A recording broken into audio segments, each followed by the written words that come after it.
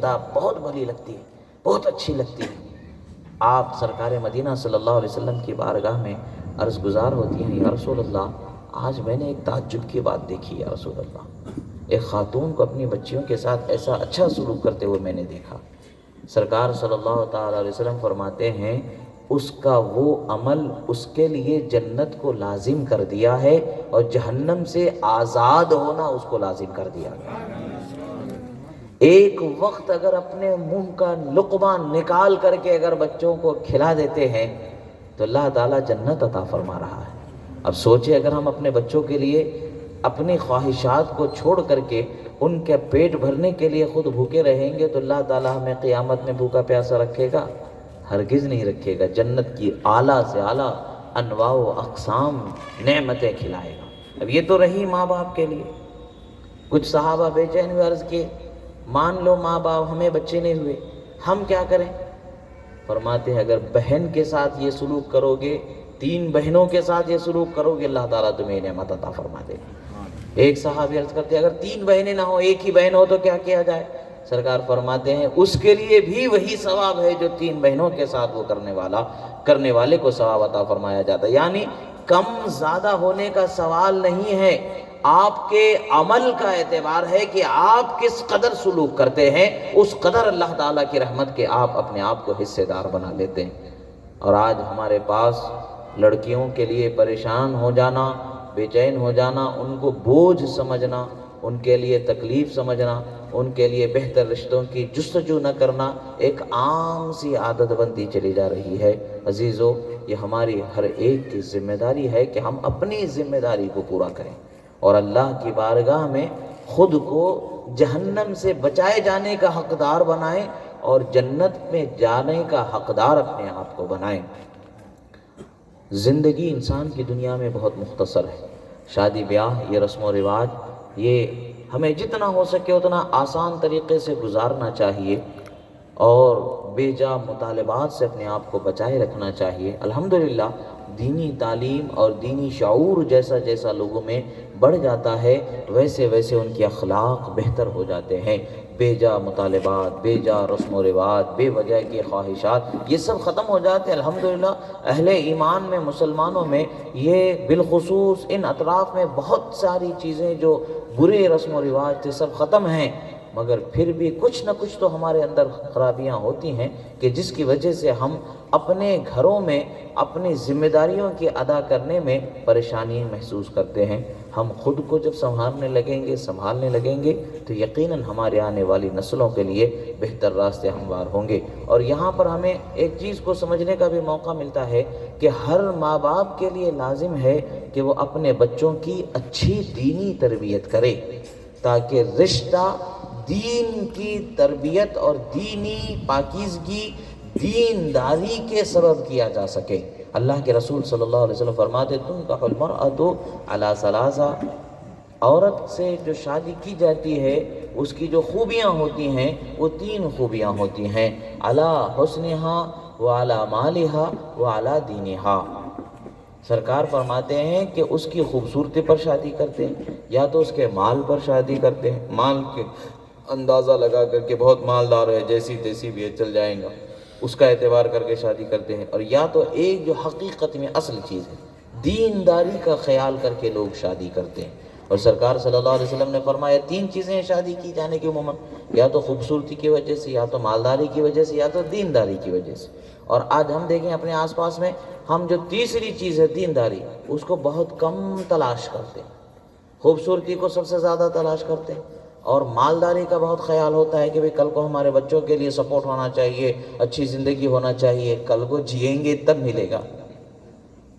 کل کی زندگی کا کس کو کیا پتا، کتنے سال کتنی زندگی ہم کو جینا ہے وہ کیا پتا، صبح ہم میں کون اٹھے کون جائے، خدا کی بارگاہ میں کس کو کب پہنچنا ہے وہ خدا بہتر جانتا ہے۔ ہماری سوچ پاکیزہ ہونی چاہیے، وہ کام ہونا چاہیے کہ جس سے قیامت میں ہمیں اللہ تعالیٰ بخش دے، ہم پر مہربانی فرمائے۔ سرکار مدینہ صلی اللہ علیہ وسلم فرماتے فَاظْفَرْ بِذَاتِ الدِّینِ، کامیابی اگر چاہتے ہو تو نہ خوبصورتی کے پیچھے بھاگو، نہ مالداری کے پیچھے بھاگو، دیندار خاتون سے نکاح کرو کہ اللہ تعالیٰ تمہیں کامیاب فرما دے گا۔ اور پھر حضرت امام اسقلانی علیہ رحمت و رضوان کا ایک رسالہ ہے الافصاح فی احکام النکاح، آپ فرماتے تزوجوا النساء فإنہن یأتین بالرزق او کما قال صلی اللہ تعالی علیہ وسلم۔ روایت آپ بیان فرماتے ہیں کہ اگر آپ کے گھر میں برکت نہیں ہو رہی ہے، آپ پریشان ہو رہے ہیں اور پریشانیوں کا سامنا ہو رہا ہے، تو آپ نے شادی نہیں کی ہے، شادی کر لیں، عورتیں رزق اور برکت لے کر کے تمہارے گھر میں آئیں۔ اللہ تعالیٰ بچیوں کو پیدا فرما رہا ہے ہمارے گھروں میں، تب بھی برکت فرما رہا ہے، نعمت عطا فرما رہا ہے، اچھی تربیت، اور ہم ان کے حقوق اگر ادا کریں گے تو اللہ تعالیٰ ہمیں نعمت عطا فرما ہے۔ اور ایک روایت میں کہ وَاتَّقُوا اللَّهَ فِيهِنَّ فرمایا، اللہ کا ڈر یاد رکھو ان کی تربیت کے معاملے میں، ظلم نہ کرو، زیادتی نہ کرو، ان کے ساتھ بدسلوکی نہ کرو، اگر کرو گے تو اللہ کے بارگاہ میں جواب دینا ہے، اچھا سلوک کرو، یہ اللہ کی طرف سے تم پر یہ حق ہے کہ تم ان کے ساتھ بہتر سلوک کرو، اور اگر اس میں کمی کرتے ہو تو پھر اللہ کی بارگاہ میں جواب دینا ہوتا ہے۔ مگر افسوس کی بات ہے کہ آج حال ایسا ہو گیا کہ بھئی کیا ضرورت ہے کہ بھئی 2 بہنوں کا خیال کرے، کیا ضرورت ہے 3 بہنوں کا خیال کرے، کیا ضرورت ہے 1 بہن کا خیال کرے، بھئی ہم اپنا خیال کریں گے۔ آج تم اپنا خیال کرنے کا بہانہ بنا کر کے حقوق ادا کرنے میں اگر کمی کرو گے تو کل اللہ کے پاس جو سوال ہوگا، جو حساب ہوگا، اس میں تمہیں بچانے کا کوئی ذریعہ اپنے آپ کو نظر نہیں آئے گا۔ اگر اللہ کے رسول کی رحمت کے حقدار بننا چاہتے ہیں تو آج اپنے اخلاق و کردار کو ایسے بنائیں کہ آج مثال کے طور پر ہوتا یہ ہے کہ وہ نوجوان بچے جو کام کرنے والے ہوتے ہیں، کام کرتے ہیں، بہت اچھا کام کرتے ہیں، ایک بزنس کا ایک لائن وہ پکڑ لیتے ہیں، ہزاروں روپے کمانے لگ جاتے ہیں، مگر جب گھر میں بہنوں کی ضرورتوں کو یا گھر کی ضرورتوں کو پوری کرنے کی بات آتی ہے تو ان کے ہاتھ رکنے لگتے ہیں، ذہن کوتاہ ہونے لگتا ہے، دل چھوٹا ہو جاتا ہے۔ مگر وہی اگر اپنے دوستوں میں اور اپنی خواہش کی الگ الگ جن سے مخالف ہو یا جن سے موافق ہو، جیسا بھی ہو، کھیل کود میں سمجھو یا ہنسی مذاق میں سمجھو یا ایسے ہی گناہ کے اعتبار سے قدم بڑھاتے ہوئے جو پیار محبت کا نام دے کر کے شرع کے قانون کو پامال کرتے ہوئے قدم آگے بڑھتے ہیں، وہاں تو ہزاروں کا اندازہ لگائے بغیر پیسے خرچ کر دیتے ہیں۔ یہ افسوس کی بات ہے کہ ہمیں اپنے اخلاق کو سدھارنے اور اپنے مال کو جن پر خرچ کیا جانا ہے اس خرچ کیے جانے کے حساب کتاب سے بچنے کا راستہ اللہ فرماتا ہے۔ اور یاد رکھیں، اولاد کے حق میں جو خرچ کیا جائے گا، اب آپ اپنے گھر میں بیوی کو، بچوں کو، بہن کو، بھائی کو، اپنے رشتہ داروں کو جو کھلائیں گے، پلائیں گے، پہنائیں گے، اڑائیں گے، اس پر آپ سے سوال نہیں ہوگا، اور ایسے ہی آپ ضائع کر دیں گے یا بے ضرورت آپ خود پہنیں گے تب بھی آپ کو سوال کا جواب دینا ہوگا۔ ضرورت کیا ہے؟ جب 1 ڈریس تھا تو 2 ڈریس کی ضرورت کیا ہے؟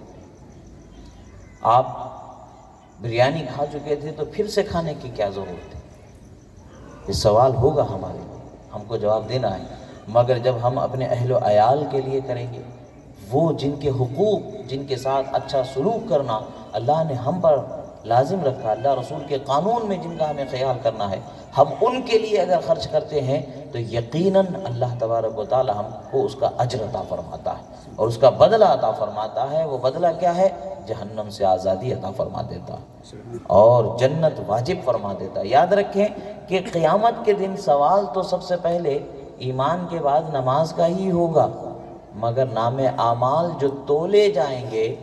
انسان کا اپنے اہل و عیال کے ساتھ جو خرچ کیا گیا ہے اس عمل کو تولا جائے گا۔ تو ہمارے لیے بڑی خوبی کی بات ہے، خوشی کی بات ہے کہ ہم اپنے ذمہ داری جو اللہ نے دی ہے، لڑکیوں کی اچھی تربیت کرنا، اچھے اخلاق سے آراستہ کرنا، دینی تعلیم انہیں سکھانا، دینی تربیت انہیں سکھانا۔ ڈاکٹر انجینئر بنانا بڑا آسان ہے، اللہ کا ڈر دل میں بسا دینا بڑا مشکل کام۔ اگر آپ نے اپنی بچی کے دل میں خدا کا خوف بسا دیا تو آپ زندہ رہیں یا نہ رہیں کوئی فرق نہیں پڑنے والا ہے۔ وہ تو خدا سے ڈرتے ہوئی پاکیزہ زندگی گزارے گی، اور جب کل قیامت میں اٹھائی جائے گی تو اس کی پاکیزہ زندگی اور اس کے صبر کے ساتھ جو زندگی اس نے گزار دی ہوگی وہ آپ کی تربیت کی وجہ سے ہے، تو اس کا بھی اجر آپ کو اللہ تعالیٰ قیامت میں عطا فرمائے گا۔ اور اگر آپ نے تربیت میں کمی کر دی اور آپ نے اس کی صحیح تربیت نہیں کی اور وہ قدم غلط اٹھا دیتی ہے تو اس کا جواب آپ کو دینا ہوگا۔ اس چیز کو ذہن میں رکھیں۔ یہ شادی بیاہ کا موقع ہے، اس لیے چند باتیں عورتوں کے متعلق سے خصوصیت کے ساتھ، بچیوں کے متعلق سے، نوجوانوں کے متعلق سے کچھ چیزیں ذہن میں آئیں تو میں نے آپ حضرات کے سامنے عرض کیا۔ اس کا یہ مطلب نہیں کہ آپ اپنے حقوق کی ادائیگی میں کمی کر رہے ہیں، مجھے کیا خبر، وہ تو اللہ بہتر جانتا ہے آپ کے عمل میرے عمل۔ مجھے بس نصیحت کرنا میرا ذمہ ہے کہ حق بات، سچی بات آپ تک پہنچا دینا ہے۔ اس کا یہ مطلب نہیں کہ آپ سب یہ گناہ کر رہے ہیں، یہ کام کر رہے ہیں، نہیں، بلکہ اپنے آپ کا محاسبہ کریں۔ اگر خود میں یہ کمی پاتے ہیں تو کس پہلو سے ہمارے اندر کمی ہے، اس پہلو کی کمی کو سدھارنے کی کوشش کریں۔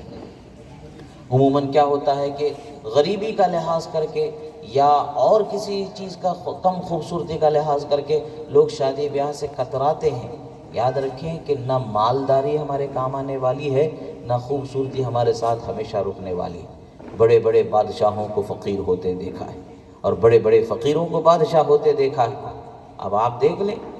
ہمارے ملک کے ہی کتنی ایسی آپ کو لوگوں کی مثال مل جائے گی جو کل ہماری نگاہوں کے سامنے ایک عام سی زندگی جیتے تھے اور آج بڑی بڑی بادشاہوں کے جیسی زندگی جی رہے۔ یہ تو اللہ تعالیٰ کی قدرت ہے، کبھی امیر کو غریب بنا دیتا ہے تو کبھی غریب کو امیر بنا دیتا ہے۔ اس کی شان ہے، پیسہ دے کر کے بھی آزماتا ہے، نہ دے کر کے بھی آزماتا ہے۔ آزمائش وہ اچھی جس میں وہ ہم اس کی مہربانی سے کامیاب فرما دے۔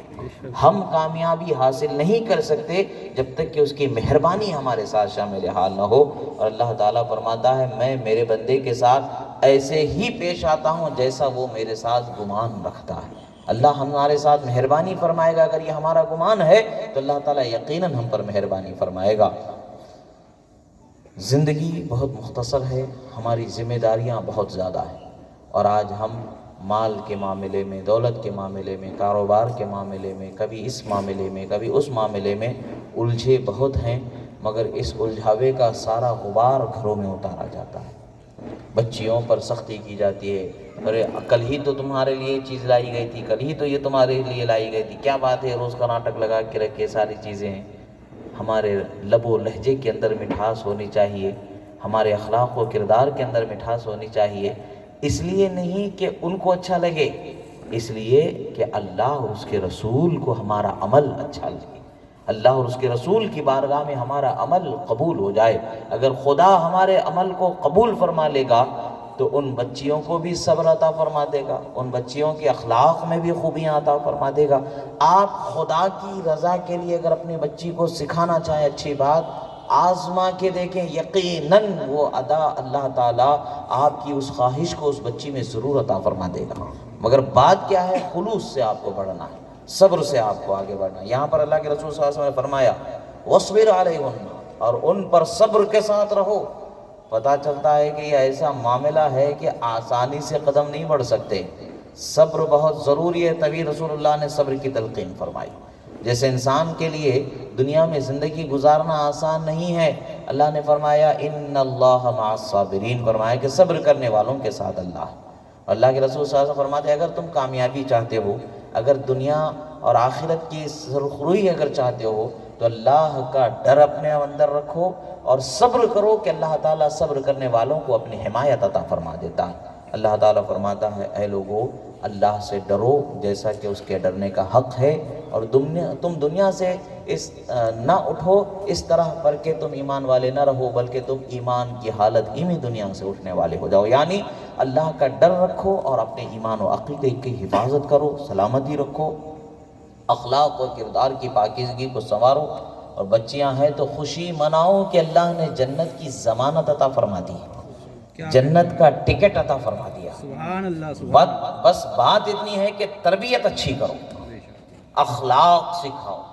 اور انہیں حضرت خاتون جنت فاطمہ زہرا رضی اللہ تعالیٰ عنہ کا صبر سکھاؤ، حضرت بی بی خدیجۃ الکبریٰ رضی اللہ تعالیٰ عنہ کا ایثار و قربانی کا سلیقہ سکھاؤ، حضرت بی بی عائشہ صدیقہ، حضرت بی بی ام سلمہ رضی اللہ تعالیٰ عنہما کا علم اور تقوی، بزرگی سکھاؤ، یعنی اسلام کی برگزیدہ ہستیاں جو جو خواتین اسلام ہیں، جو ازواج نبی صلی اللہ علیہ وسلم ہیں اور بنات نبی صلی اللہ تعالیٰ علیہ وسلم ہے، بالخصوص شہزادی مصطفیٰ سیدۃ نساء العالمین فی الجنہ، حضرت خاتون جنت کی پاکیزہ صفت، پاکیزہ سیرت، پاکیزہ اخلاق اپنے بچیوں کو سکھاؤ، حرام کا ڈر، حرام سے نفرت ان کے دل میں بساؤ، اور حلال کی چاہت، حلال سے محبت ان کے دل میں بساؤ، کفر، شرک، اسلام کا فرق انہیں بتاؤ،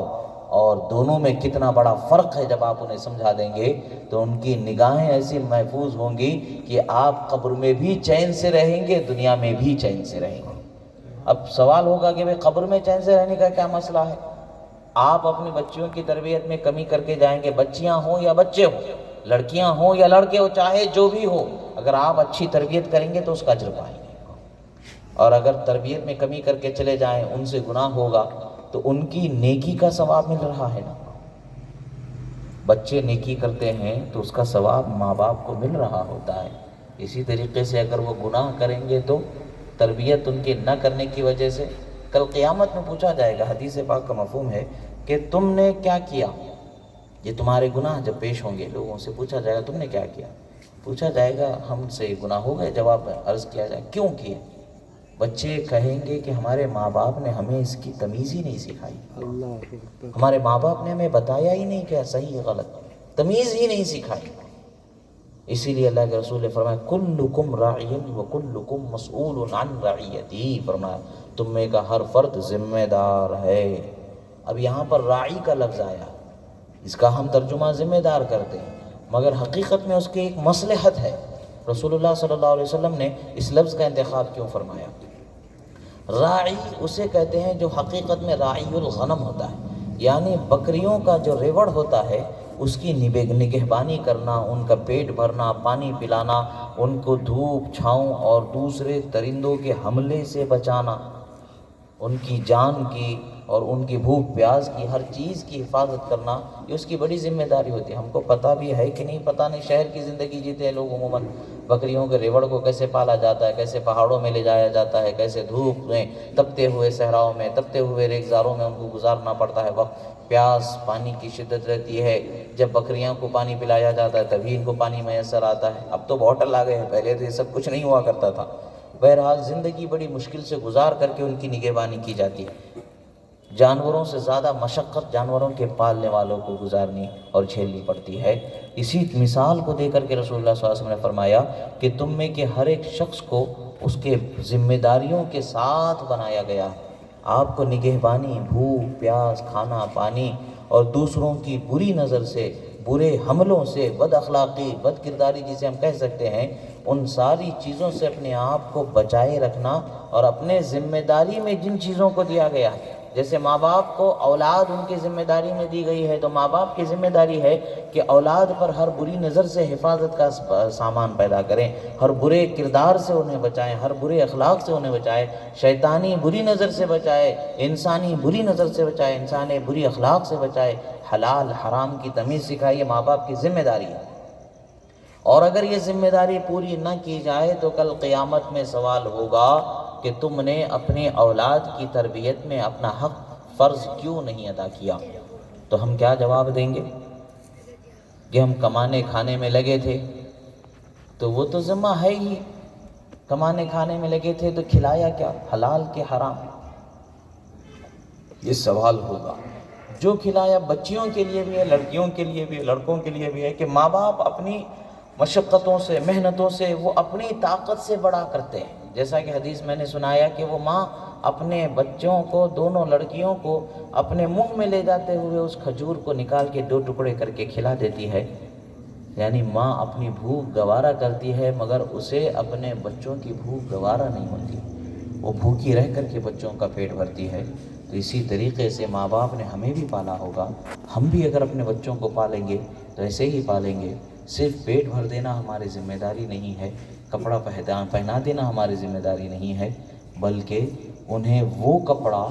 جو شریعت کا لباس کہا جاتا ہے، یعنی ظاہر و باطن میں ان کے ایسے نکھار و سدار اخلاق کا، اخلاق مصطفیٰ کا لباس پہنانا ہے کہ جس سے وہ دنیا میں بھی خدا و رسول کی رضا پر جینے والے رہیں، اور آخرت میں ان کے اس عمل کی برکت سے انہیں بھی بخشا جائے اور ہمیں بھی بخشا جائے۔ ان چیزوں کی طرف خیال رکھیں، اولاد کی بہتر تربیت کی کوشش کریں۔ شادی بیاہ کے معاملے میں مال و دولت خوبصورتی کا خیال نہیں بلکہ دینداری کا خیال کریں کہ یہی حقیقی کامیابی ہے۔ اللہ تبارک و تعالیٰ سے دعا ہے جو کہا گیا سنا گیا، کہنے میں سننے میں جو غلطی ہوئی اللہ تعالیٰ اسے معاف فرمائے۔ اقول قولی ھذا استغفر اللہ لی ولکم ولسائر المؤمنین۔ السلام علیکم ورحمۃ اللہ تعالیٰ وبرکاتہ۔ صلاۃ